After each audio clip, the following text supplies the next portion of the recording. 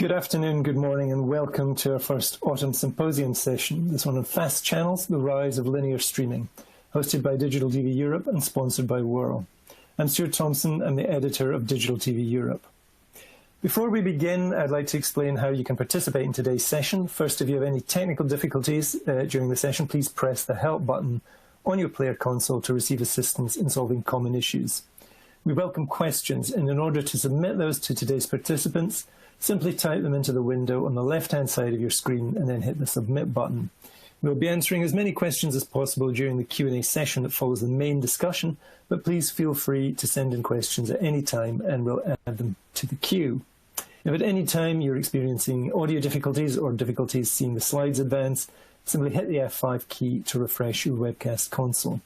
And please also be aware that today's session is being recorded and it will be available on the Digital TV Europe website from tomorrow for you to view, and you'll be notified by email when it's in our archive.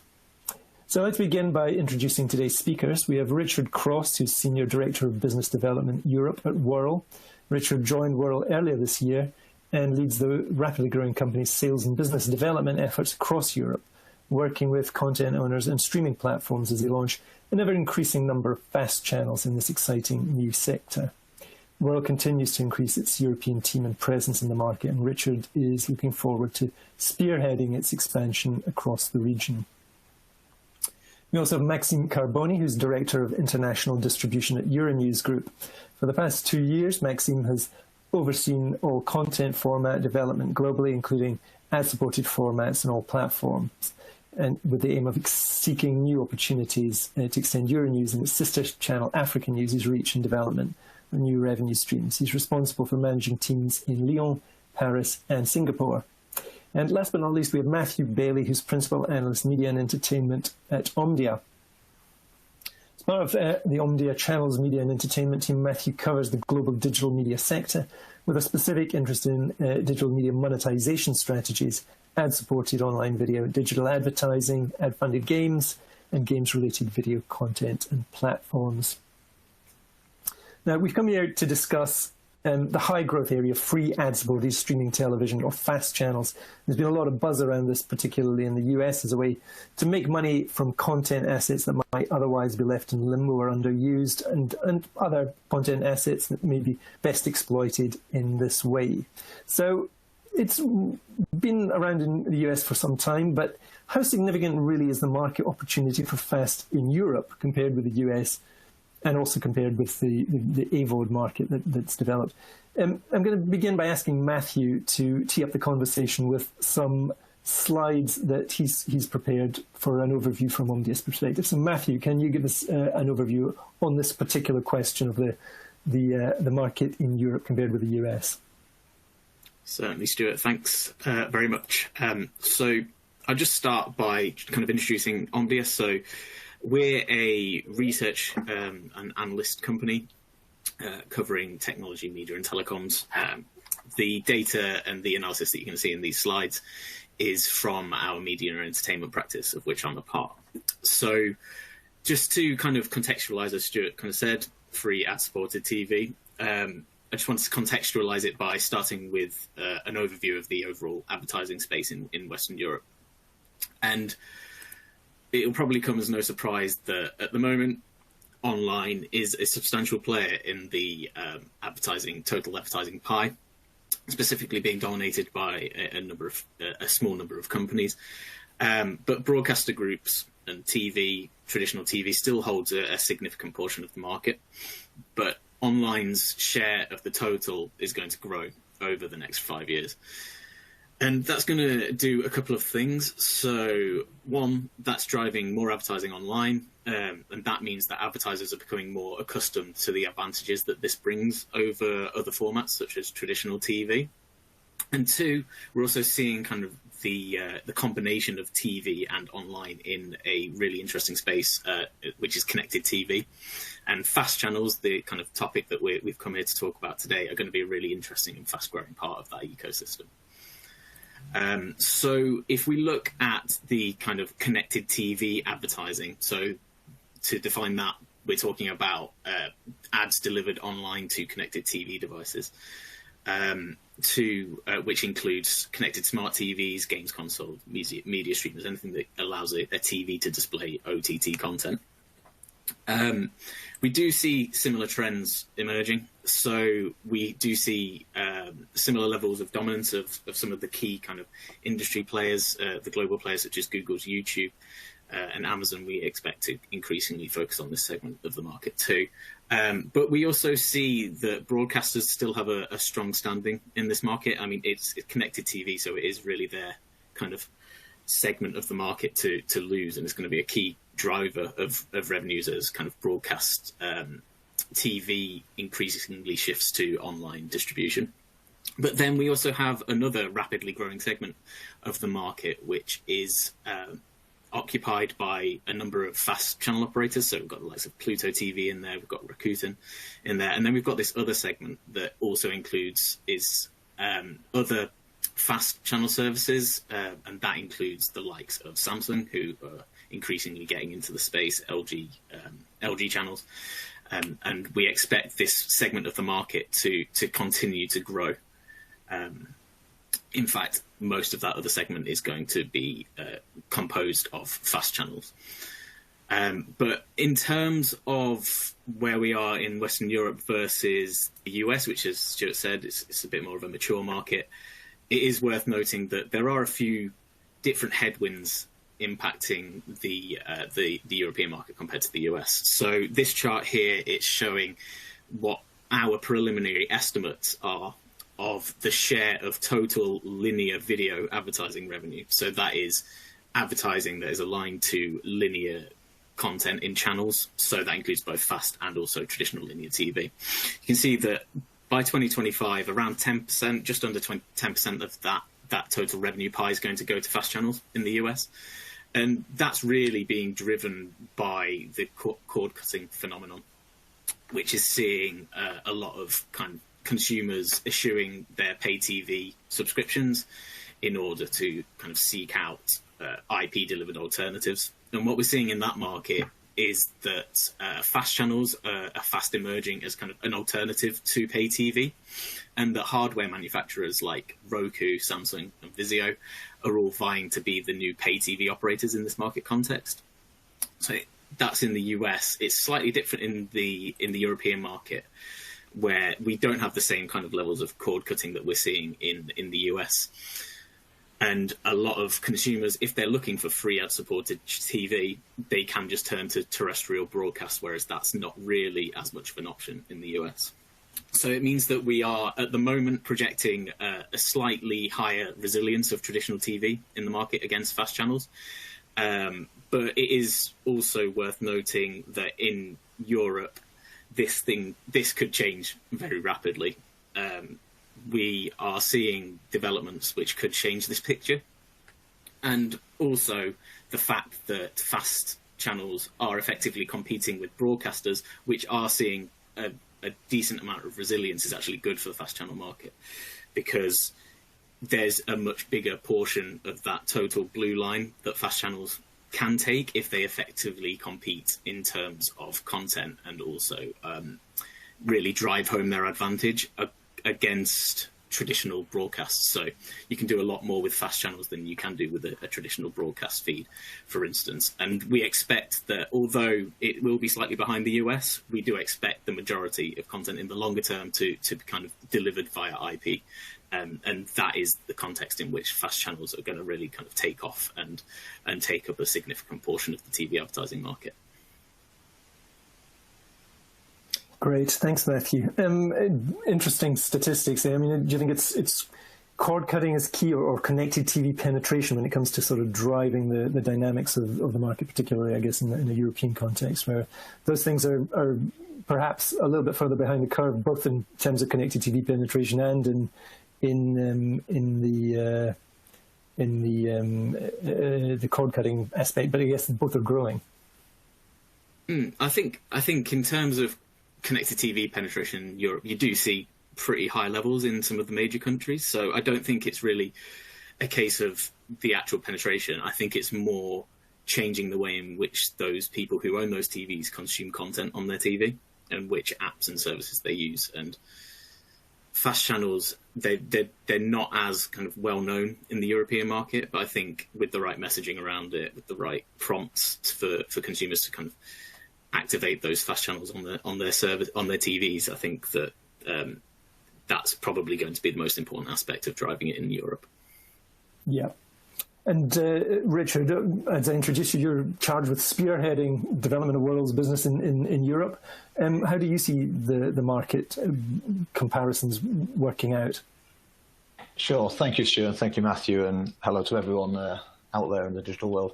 Yeah, I think, of course, I mean, it's not uncommon in the industry we're in that the US leads the way, and we've seen sort of changes in viewing and new ways of consumption. The US typically is ahead. But what we've also typically seen is that Europe and globally tends to follow where the US leads. And I think we feel the same in FAST. You know, we look at the viewing habits, and it is true, and as Matthew points out, more of a sort of broadcast consumption in Europe, and maybe a little less kind of obvious cord cutting and cord shaving. But nevertheless, it is happening. And consumer awareness about the different ways in which they can access content, consume content, is broadly the same, if not identical, but all of this awareness of consumers is changing and following the US trajectory. So we look at different aspects. We look at that. We look at the penetration, and as Matthew says, quite rightly, more really the way that the CTV players are focusing around fast channels. So Samsung TV Plus, we know, have led the way, but other key, large global manufacturers now are rolling out and expanding their fast offerings in Europe. And if you look at the next year, you can see the rollout plans are quite significant. And that, in the way that's promoted in store as a vehicle for selling their TVs, is a big part of the fast channel growth. We recognize Europe's fragmented. We have a habit of talking about the US and Europe, but all of those, as clearly on this call, and probably many watching European, recognize there are different market dynamics, different strengths around the advertising market, the macroeconomic environment. So we do look at all those, and you won't see an even growth in every territory. But we do believe that where the US has led, Europe is following, and you'd expect us to be, but we're highly optimistic about Europe. We're seeing it already, and I think one other thing we see as a significant issue here, and we'll probably talk about it more in the conversation, is that more and more premium content companies and channel owners are coming into FAST. And it's helping to create that halo effect around the FAST offering, which, again, we would expect to see drive up viewer engagement and consumer awareness. Right. I mean, there's going to be a huge growth in FAST content and the content that's going, the development of these channels and the kind of proliferation of these channels within the platforms that are out there. Maxime, you obviously see an opportunity here. What sort of dynamics do you see in the European market? Hi everyone, and thanks Stuart for introducing it. Exactly as you mentioned, being involved in the fast distribution is basically preparing the distribution and the revenue streams of tomorrow. So, as an editor on our side, lucky enough, we are available on both continents, the US and Europe. And we see high quantity of hours of viewership driven in both markets. Europe is absolutely different in terms of audience and in terms of usages as well. As you stated here, and as we can see here, there's the start of a switch, a culture switch in terms of the way that people are receiving the media and consuming it. But the volume is already interesting. If you consider the top Western Europe countries, you've got the pay TV market, which is radically different than the one in the US. You've got a high competition of the terrestrial and DTT channels. You've got a pay TV which often is also cheaper than the one in North America, which makes the growth of FAST slightly slower maybe than the United States. You've got major players coming in. Pluto TV just arrived in the top Western Europe countries. Rakuten and Samsung TV Plus are already really well implemented there, as the big manufacturers like LG, TCL, and all these companies that Richard mentioned. And again, being in touch with these guys, you see that Western Europe is definitely a priority to them, not only for the future, but definitely because even at the moment we speak, the AVOD offers and fast environment is that developed in Europe that if you have a well-designed product, if you are able to scale your distribution with a clear strategy, you are able to get a proper financial return on investment, and you are able to fulfill the two main expectations that you can have as an editor, which is recruiting new people and generating new revenue streams without cannibalizing your existing business. And at the moment we speak, we obviously have high volumes in the US and well-developed distribution there, even for a European brand. But we see more than decent results and absolutely efficient monetization driven by Europe at the moment, definitely. Absolutely, and it's interesting what you say about the well-designed channel, because I guess one thing is you've got a tremendous growth in consumption of streaming generally, in both in the US and in Europe, with SVOD still rising, and I guess that creates in some ways a virtuous effect that people have become used to streaming content, consuming streaming content. At the same time, it becomes more of a challenge to make your content visible in that universe. So Matthew, maybe you could look at this, and I know you've got some stats that maybe address some of this. What do content providers really need to do to make their channels visible and build viewing time, which obviously is crucial to the FAST proposition? Yeah, so thanks, Stuart. And this is something that we've been asking consumers about in our research. So we run a survey twice a year, every year, of consumers across various countries in the world. And one of the questions that we ask is, how do you most often choose what you want to watch on TV and video services? And although, as you mentioned, streaming is taking off, people are consuming content via different delivery mechanism, what we find is that typically the way that consumers are finding and engaging with content is the same as they have been for decades, flicking through channels or services. So as FAST channels increasingly get kind of merged with traditional broadcast channels in EPGs on smart TVs and other connected TV hardware, we expect that the quality of content is going to be the biggest driver. Content really needs to stand out. Perhaps the branding needs to stand out in comparison, but essentially it means that FAST channels are going to be competing on an equal footing with broadcasters. So the way to really stand out is to really have compelling content and compelling schedules that make consumers want to watch and keep watching. Right, and with people tending to consume content by flicking through channels, obviously that highlights the importance of the content, absolutely, and the branding and design of the channel. So, Maxime, when you're looking at this, how important is that for you? I mean, content is absolutely king, as we all mentioned. So, I mean, existing in such a crowded environment is key for the success of your strategy and key for the success of the monetization as well. So for a user to be able to easily identify your content, easily understand what he will get out of it, and easily access to it is definitely, I mean, they are definitely the key factors for your own success. So let's not forget that being involved in that fast environment is about generating new revenues and recruiting new eyeballs. So you have to create habits, exactly the same concepts as the pay TV industry, especially in the news environment, which we are in, which is crowded as well. So we are evolving in a crowded environment, in a new market, which is fast, but which is crowded as well with old usage in a way.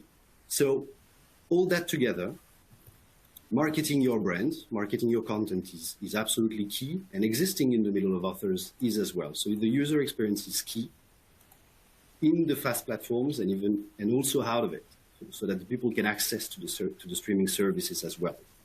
And then that potentially leads you to creating the same kind of rendezvous with the users, for which you also need to have definitely precise EPGs, because the evolution of a user into a fast environment and a streaming service is clearly not always the same as on the pay TV.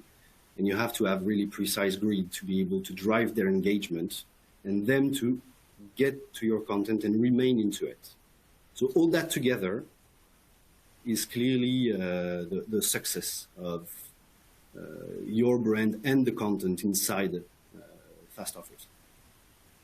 Right, and Richard, does this resonate with you when you're looking at the breadth of players that you see in the market? Yeah. I think all the things, all the aforementioned, really, from both Matthew and Maxime. I think when we think about fast in general and standing out from the crowd, it almost would probably go one step back as well and think about almost a three-layered issue. So one is obviously fast also standing out from the crowd of other offerings, and so we kind of go back one step, and really that's with the CTV manufacturers and the streaming platforms. And as we said earlier, a lot of very, very strong global companies coming into this space and marketing fast as an offering to the consumer and making them more aware. So they help with that initial step to widen the understanding and the knowledge of fast. Once you're on the screen, then or in the EPG, then yeah, I think a few things. We've seen the highlighted statistic there around flicking through channels as being it remains a primary source of finding content. And in flicking through that EPG, as Maxime said, being able to see a very clear brand, Euronews obviously it stands out given it's in the name and a known brand. For another content owner, it might be around a single series, a single franchise offering, the deal or no deal channel that is one of many that we run. Something that immediately resonates with the consumer. They can stop on that channel, and if they're a fan of that particular show or series, they're going to stay there. So the sort of immediate hook so you can get the consumer in. And then we think as well, we're thinking more and more about this in terms of what we then can do in terms of getting the customers, finding like-minded customers, bringing them to channels, increasing our engagement, which ultimately leads to more monetization through advertising. So I think it's a similar outlook really in terms of how we view this space. Right, absolutely, and I think we see a lot of channels emerging that are built around specific brands, not necessarily even new titles, but historic titles that may resonate with the public, and we see a lot of channels emerging around a specific show or a specific title within these fast offerings. Interesting, and we've seen therefore that there's a lot of things to think about. Content, obviously crucial. Making your content visible, designing the proposition. Matthew, if I can turn back to you, when you look at this in the round, what for you really are the main requirements to build a successful fast ecosystem, for that fast ecosystem really to develop, not only from the perspective of the actual channel provider, but in total? Yeah, so we have a few thoughts on that, and we think that the opportunity is definitely there for fast channels in Europe, but there are some aspects of the market that if we could kind of solve or get solutions to some of these, or focus on certain aspects, that really that opportunity really can be maximized. So the first of which we've already talked about, it's the old cliche, content is king. Consumers care about the quality of content more than the delivery method. So it doesn't really matter to the consumer whether they're watching on a fast channel or if they're watching on a traditional broadcast. If the content's good, they're going to watch it. But just moving on from content, quality experience is key, particularly maintaining a TV standard viewing experience, which is going to be crucial. So what does that mean? So it means not only things like resolution and also audio quality, but it also means kind of the advertising experience. We really don't want a situation where we have buffering between shows and ads, and that's going to require technology such as server-side ad insertion and other ad technologies and media delivery technologies, especially if we move towards more kind of personalized ads and kind of like ad replacement, which is something that can fairly easily be done on fast compared to traditional broadcast. Third, embracing TV hardware manufacturers. We've already heard Richard kind of mention, and Maxime mention how kind of crucial they are in terms of getting the knowledge of fast out there amongst consumers in Europe. And they're not only going to be important in that, but they're also going to become key gatekeepers in the market. So they operate their own platforms. They're going to operate their own EPGs. So negotiating good terms with those hardware manufacturers, whether that's through revenue or inventory share, and maximizing kind of the prominence of placement on their EPGs is going to be important for all kind of players as they seek to increase engagement among consumers. Fourth, personalization. That's an area that is a significant advantage that FAST holds over other areas of TV. And that isn't just in terms of kind of the advertising, but also content streams could potentially in the future be personalized to individual consumers. And the fact that FAST can essentially be one-to-one rather than the traditional broadcast of one-to-many is a key advantage that really needs to be maximized. And then finally, across the board, we need a bit more standardization. So advertisers, particularly, they want to target and measure ads across both traditional broadcast and online channels. At the moment, we've got a degree of fragmentation in terms of how that's measured, who measures it. So kind of partnerships and collaboration across the kind of TV and FAST ecosystem are going to be crucial in making sure that advertisers really kind of flock to FAST as they continue to see value in TV advertising. Right, it's an interesting mix of old and new there. You've got content and quality of experience, which are, universal, I guess, but then you've got these new things. You've got the new gatekeepers emerging, the TV manufacturers as gateways to content. You've got the opportunity for personalization, and you've got this issue around measuring the advertising and how that how the fast channel providers can actually get an ecosystem in place where that is measurable and they have something that they can market to brands. So for you, Richard, where do you see the sort of key elements within that list of 5 things that you come across when you're talking to your client base? Yeah, thanks, Stuart. I think, probably all of them. It's a question of which order. I think all the original sort of question about the overall environment, and as we touched on, Europe has a vibrant TV environment. There's increased consumer awareness of different ways to consume content, one of which is FAST, and which is being heavily driven by the CTV manufacturers and streaming platforms in general, expanding in Europe. So I guess that's point 3. And they are, to a great extent, gatekeepers, but they're part of the ecosystem. And the nice thing about FAST is everybody really is aligned to make a success, from the streaming platforms, the content owners, and the advertising world. Really, we're really doing the same thing. We're trying to engage customers, increase hours of viewing, and monetize the channels. Content absolutely is king. We're going to say it multiple times. It's inescapably true. I think what FAST does do is give the ability to create content, to point 4, to create different types of channels that you might not do in a more limited broadcast environment because of the cost and the availability in EPG.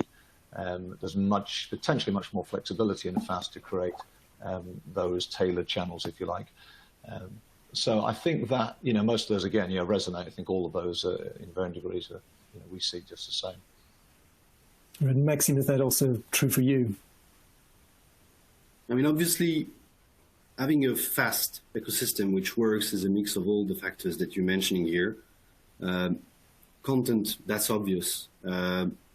Maybe adding one thing here, which is differentiation in terms of content, is something that can help a fast service standing out, not having the same lineup as others, and obviously having all that in the middle of a fluid, personalized, and well-designed user experience, which is key, and obviously on multiple platforms. And I will also add one thing potentially, which is to be successful in the fast environment as a platform. I would say that the availability as a whole is an important factor. So you have to bear in mind the penetration of the CTV in market in Europe, what's the volume you're playing with, and you have to get your brand at the forefront of the market. Whether you are the streamer or you're the editor, that's pretty much the same stake here.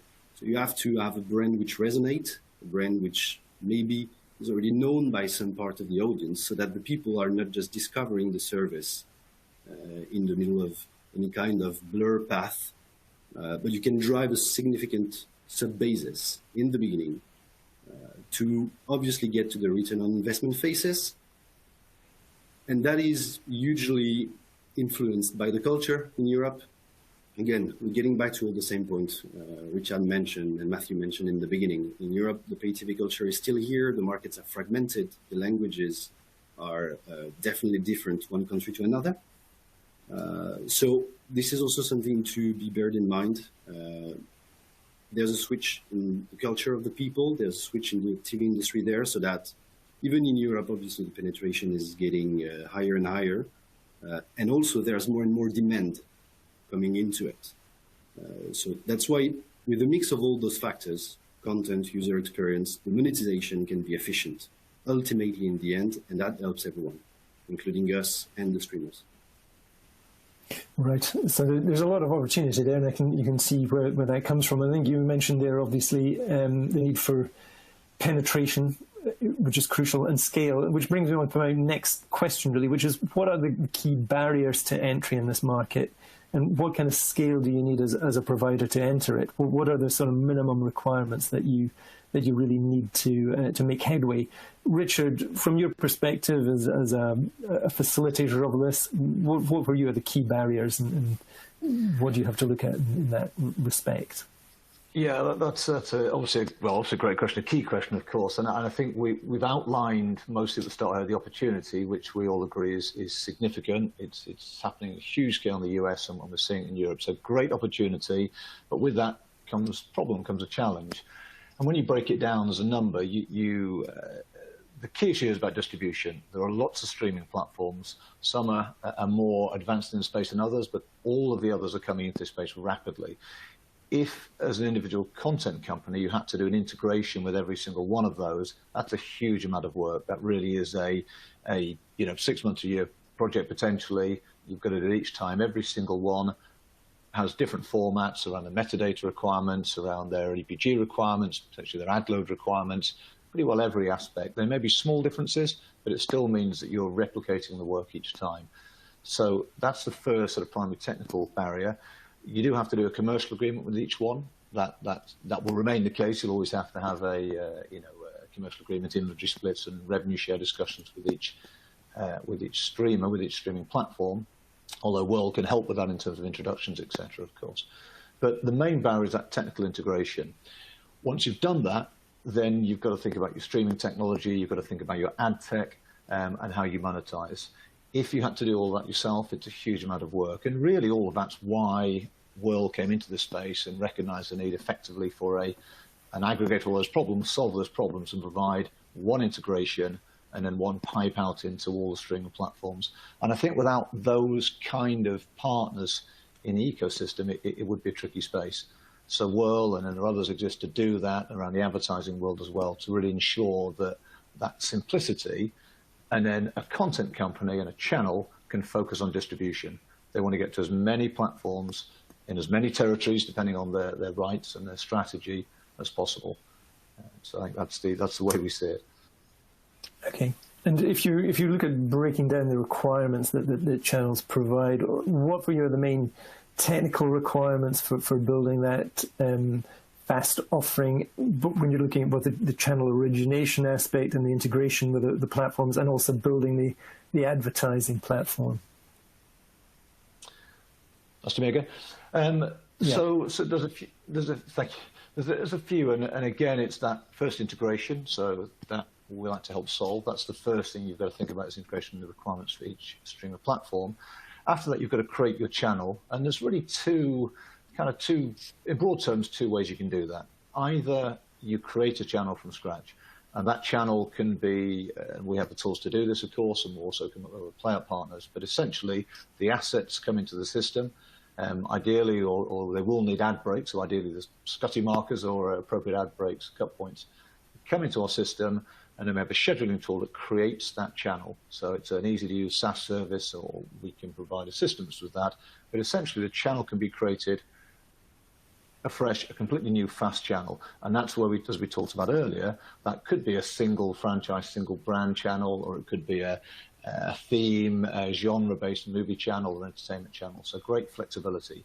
Create your channel, complete with the metadata that we normalize, finish the channel with the ad breaks, and then stream that, deliver that to the streaming platform.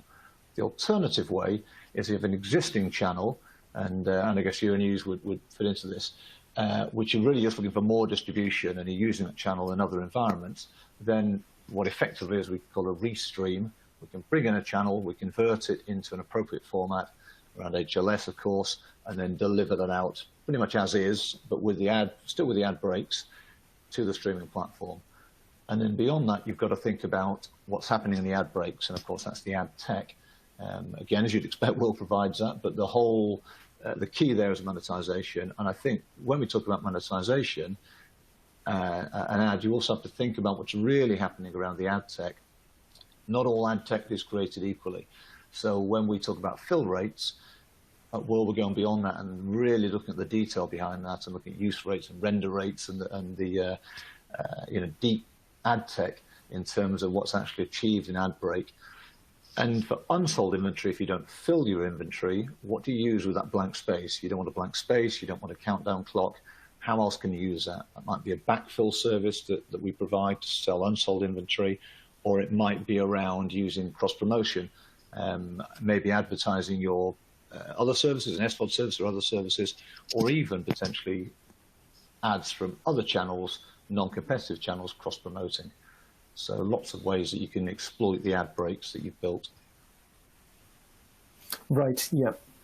So there's a lot to think about there. There's a lot of in the bundle of making a fast channel. There's definitely, it sounds like there's quite a lot to think about, and I guess that's where Wurl comes in. For you, Maxime, we talked about there quite a lot about the different platforms that exist and the different integrations that are required. How significant are the challenges to making the services available, or your service available on multiple streaming platforms and devices? And where do you set priorities in deciding where you want to go? Is it you've got to do everything, or how do you set the priorities in terms of the platforms you look at first? I think if you want to evolve in that fast environment, one thing which is clear from the editor point of view is you need to have a clear strategy, commercially on the one side and technically on the other. So commercially, you need to be ready to answer the question, am I threatening any business by going in that fast industry? Am I cannibalizing any kind of revenue? Am I offering the exact same content on live TV which I'm offering on fast? And is that a danger?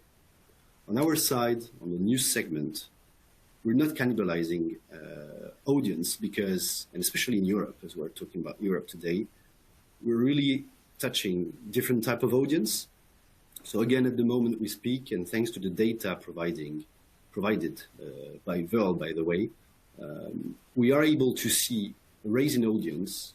We are able to generate over 1.5 million hours of viewership a month, additional, without cannibalizing any existing asset.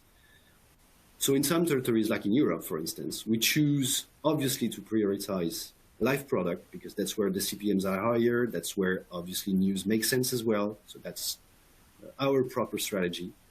And that is also helped by the fact that we are able on the fast industry to serve up to 9 channels at the moment, and 9 channels being different one to another with local content, local language. And so our content fits that commercial strategy. So we are prioritizing the big players and the newbies as well, without any difference. But we are really focusing on prioritizing the typology of product that we onboard, and where we do onboard it. We, on our side, decided to onboard our live services into the services of streamers. So we are available on Samsung TV Plus, we are available on Rakuten TV, we are available on Pluto TV, we are available on the Roku channels, without yet having an app close to it, in the sake of really maximizing the traffic to the live products. And that commercial strategy, it can't leave without having also a tech strategy, because that's where the costs are and that's where the tricky part of the environment is. As Richard mentioned, you have to be wise enough to choose a restreamer which can open you doors in terms of business, which can also help you maximizing your ad fill rate, which can also help you having a smooth ingestion of your content and monitoring also on 24/7 basis. Because obviously when you enter that fast industry, and at least that is our situation at the moment, we have dozens of channels running on all timetables. So we can't have another tech room just monitoring that. And all this, I would just add one thing, which is when you have those two being clear, you have to be willing to scale your strategy. And that's where you will be covering your costs, covering the CDN expenses, which is compulsory, covering the tech investment, which is requested. As Richard mentioned before, on our side, we have the live product, we have the well-known brand, and we designed it technically so that the Scully markers are into our live feeds without cannibalizing the viewer's experience. So we have to cover all these expenses, and you can do it in being available with a wide range of formats in as many countries as possible without the other way around, launching too many things at the same time where you will see your costs increased without, in some countries, a high ad fill rate and high CPMs, allowing you to cover it. So you have to be wise, but you have to scale. Great, yeah. And Richard, just to add on from that, I mean, do you see those elements that Maxime's just mentioned, are they universal? Is that something you see across the board in terms of the base of clients that you have? Yeah, certainly. I completely agree with Maxime, and I think that that first point around a content company or channel really being clear about why they're going to fast and what their strategy really is and what they want to achieve from it. I think it sounds obvious, but sometimes maybe it isn't fully thought out, and then launching the wrong channel obviously is as bad as not launching it. It could be worse. So we're very focused. I always talk to my customers and say, what is the reason for doing this? Purely additive, additional revenue, which FAST can absolutely generate. That's great. In other cases, it might be some kind of freemium approach where if you have, premium content, could be sports content, maybe needs to stay behind a paywall because of rights costs. It could be, or even an SVOD. That's fine. It's kind of mixed model, but it's really important to have a very clear view of why you're in FAST. And then the second part that Maxime highlighted very well is it's about distribution. At the end of the day, it needs to be a scale business. And I think as FAST sort of came in, and certainly in Europe, as it slowly started to get prominence and build out, that's great. But the problem is in many cases, some content companies may be on one streaming platform. And I think the streaming platform, that's a challenge. You do need to get to scale. So they're ramping up the numbers, but as more streaming platforms come in, and we help to lower the barriers to entry, so it's much easier for a channel to get to more and more streaming platforms. By definition, you're increasing hours of viewing that we measure, that we all talk about, and from that, in good, well-developed markets, you'll get the advertising to follow. But in the first place, advertisers need the hours of viewing. They need that engagement that provides the inventory, and that they can then provide the demand and complete the circle. Right. Absolutely. Maxime, maybe you can talk a little bit about Euronews' own experience in this area. I mean, how important really is the segment of FAST to your overall business? You mentioned there hasn't been any cannibalization. Is it a completely additive sort of business? Now, how does that sort of work in terms of your segmentation of the market? I mean, there are two questions in your questions. In terms of segmenting the markets, obviously FAST is allowing us to attract and to test our product with a different type of audience. The fastest growing market for us last year, for instance, has been the US, worldwide. Mostly thanks to fast distribution, and clearly putting us in front of, I think the total number now is close to 180 million eyeballs a month, active users. So huge scale, new type of audience. So definitely that became a priority. Then, as Richard mentioned, lucky enough we are to have a brand which is known, to have a brand which has a purpose. You know what you're gonna have when you get into Euronews normally. And the context of the last month also helped showing and bringing news as being one of the most consumed typology of media on CTVs and connected devices, if not even the number one. Richard, you may have the info. But all that together made FAST become a strategic priority for us. And again, we started working over this strategy before COVID. That was a good thing on our side, timing. So now FAST is a priority. Big ad-supported players are significant revenue contributors.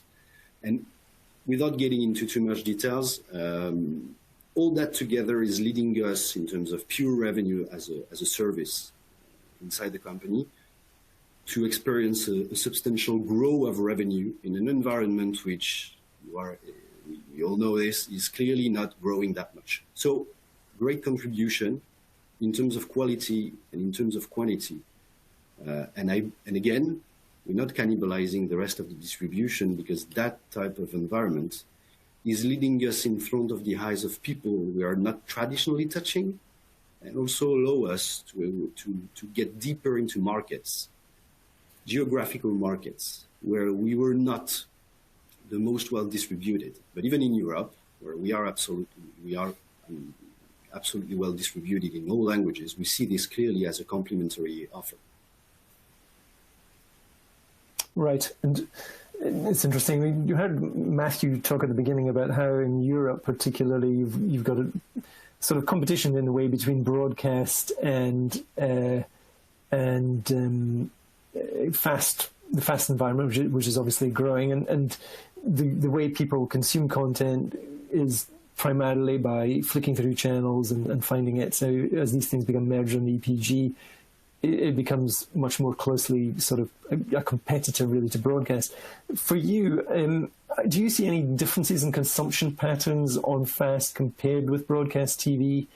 And do you need to do anything in terms of catering to those differences in the way people use FAST channels compared with your established broadcast business?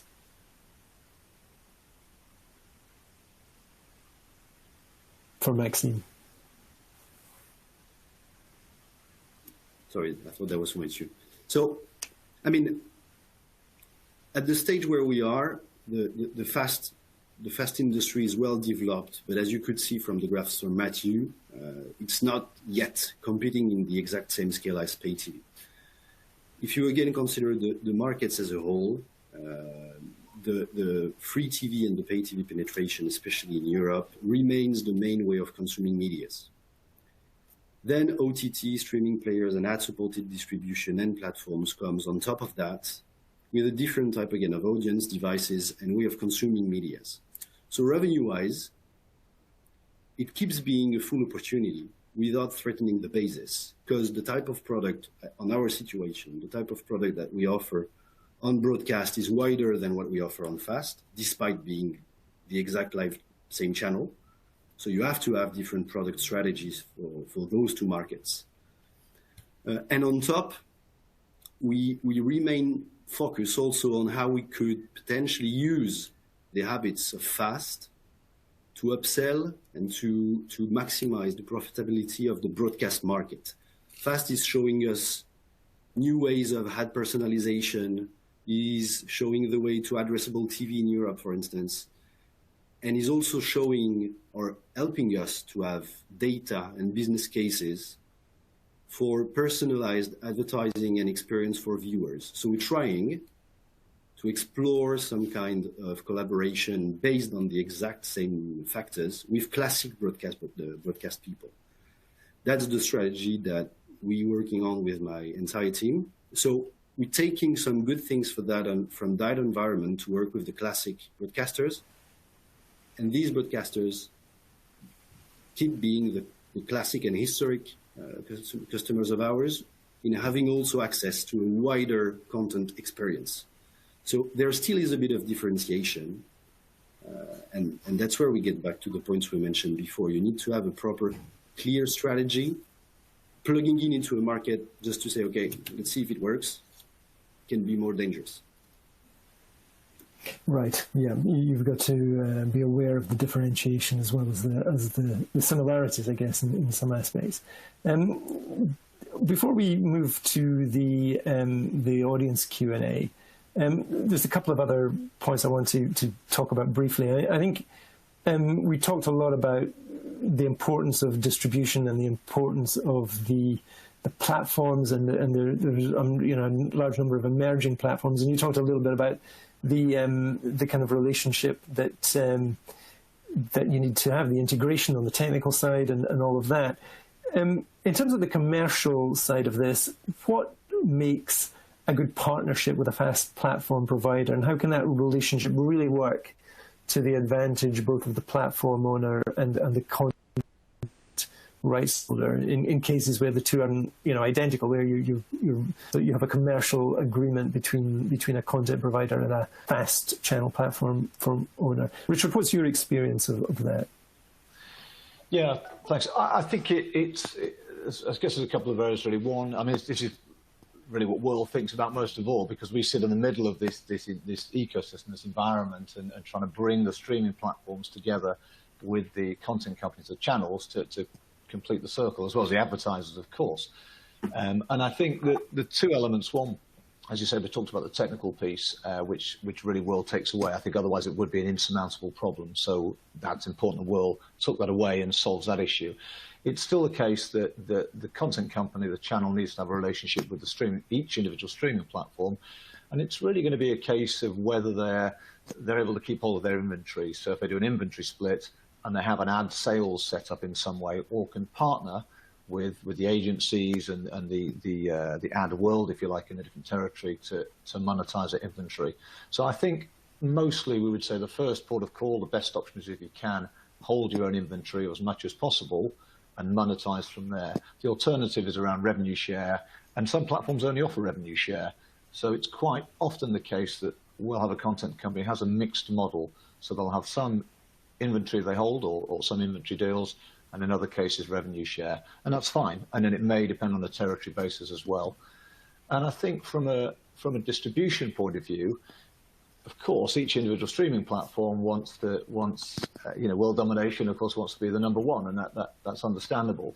But I think they also would recognise that in order for fast as a proposition, as a consumer proposition, to well, it already has, it's already achieving great things, but to see it flourish in Europe as it has in the US, they'll recognise that actually it needs more than one CTV player. So they'll be happy that more platforms are coming into this space and really spending significant marketing dollars on pushing fast as a good reason to buy connected TV and marketing these propositions, as well as the other streaming services that live on CTV as well. So we think that a sort of an all boats in a rising tide, which for the most part works. Somebody corrected me this morning that maybe some small boats get crushed, but that's market economics. But I think that this ecosystem where there's more and more distribution available, more monetization coming from that, and then a partner like Wurl helps to solve that and bring it together to create that sort of network effect. Right, absolutely. And Maxime, how have you seen these relationships kind of evolve? What's at the top of your mind when you're looking at a partnership with a platform provider? Again, it's a matter of strategy. You need to have a clear view on your possibilities and the one of your partner. Exactly as mentioned, Richard, you've got separate business models, first of all, which you can apply. Some big CTV manufacturers or streamers will have their own policy, which you'll have to comply with.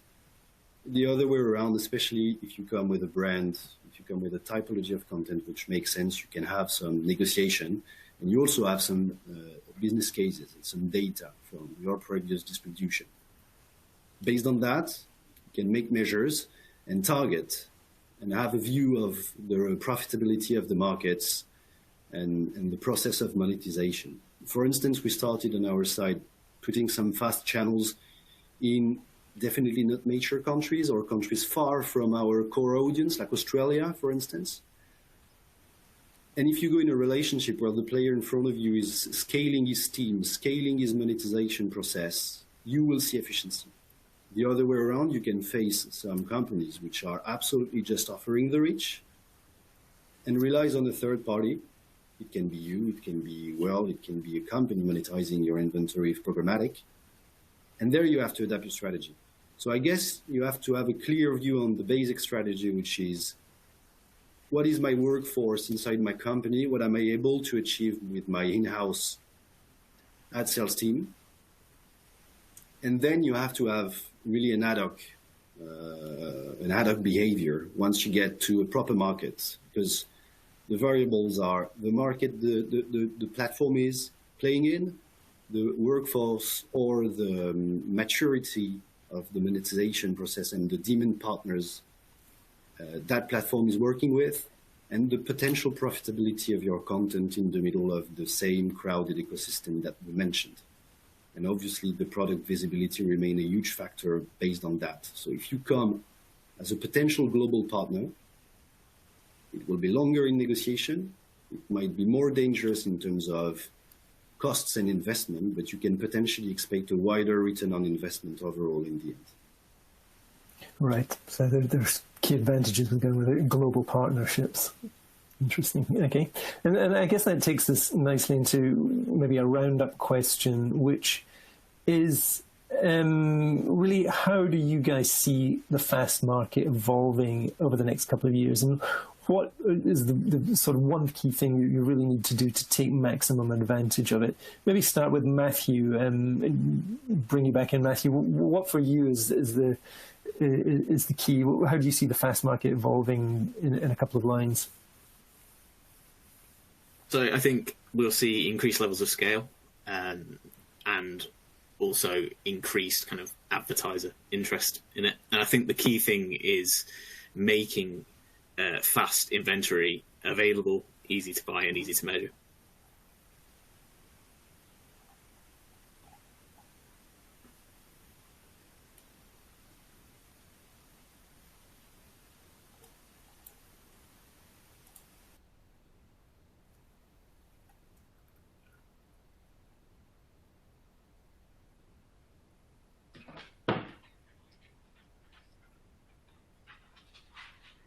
Hello. Sorry, I think I disconnected slightly there. But I'm back on now. A slight technical hitch. Thank you, Matthew. So, Maxime, for you. I mean, we obviously see this growing. It will be a market evolving along the pay TV broadcast market, which potentially will have an interest into that environment later. It can't be the only model working in terms of distribution. It will be seen potentially as a complementary service in some areas worldwide, but will definitely keep growing. And especially again with the young generations, because nowadays we believe that people expect more for less, so more personalized experience, more content available in a flexible way for less expenses and for less money, obviously. So there will be a culture game here on the long run.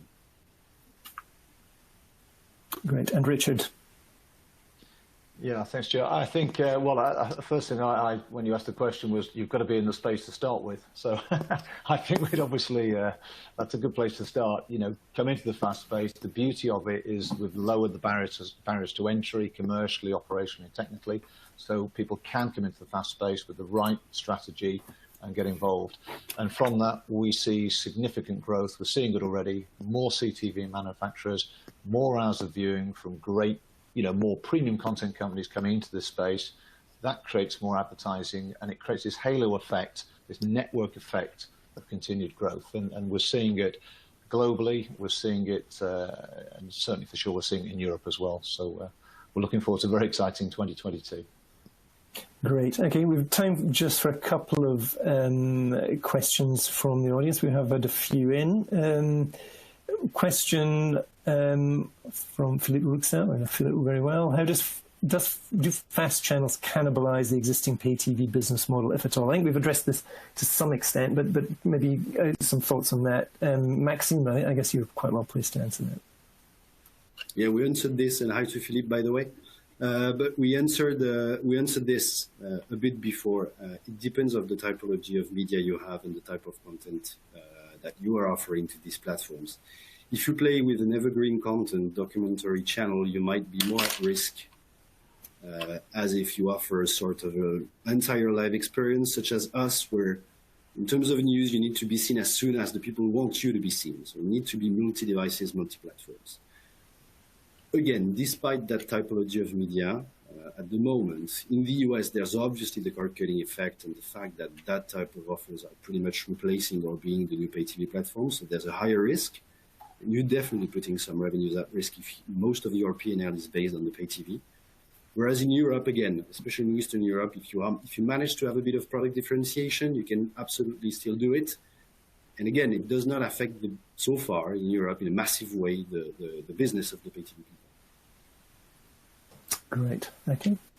A question from Ahmed Sweden, and I guess this one is probably for Richard. Some TV manufacturers imply working with specific tech vendors. Do you think that's going to continue to be the case? Yeah, I think when, and we have touched on this a lot, but it really is a real thing. When you think of all the streaming platforms, all the manufacturers, all with different requirements, I think from everybody's point of view, it needs some kind of aggregation, some partners in the ecosystem to make this really happen at speed. Otherwise, the barrier to entry is simply too high. And Wurl was founded really significantly for that basis. It's not all we do. The tech piece is a cornerstone of what we do. But it makes sense for the content companies to have partners that they can work with, who can get them the distribution, lower the barriers to entry. And from the streaming platforms point of view, they wouldn't want to be integrating with 150 different channels, different content companies. So there's a very good reason why the ecosystem, if you like, is there. And so I think that's a long way of saying yes, but for good reason. Right, absolutely. And maybe time for one more very briefly. Mary Schofield's asking, based on what you've seen with your data, which countries in Europe are seeing the most significant take-up of fast usage? Maybe that's one for Matthew. Yeah, so in terms of kind of take-up, it kind of depends on availability. So if you look at where some of the major services have launched, we see quite a lot in Germany, also in the UK and France. Kind of, they're typically the biggest markets for online video as well. So we see the kind of trend kind of follow on from kind of video on demand to fast. Great. Okay. I think we have actually now run out of time. So thanks very much. And I'd like to end by thanking our participants today, Richard Cross, Maxime Carboni, and Matthew Bailey, for, I think, a really full and outstanding discussion of this very exciting topic. We'd also like to thank Wurl for sponsoring today's event, and you, the audience, for joining us. So join us for the next symposium session in a couple of weeks, and you can sign up for that via our website. And on behalf of Digital TV Europe, thanks for joining us, and have a great remainder of your day. Thanks very much. Thank you.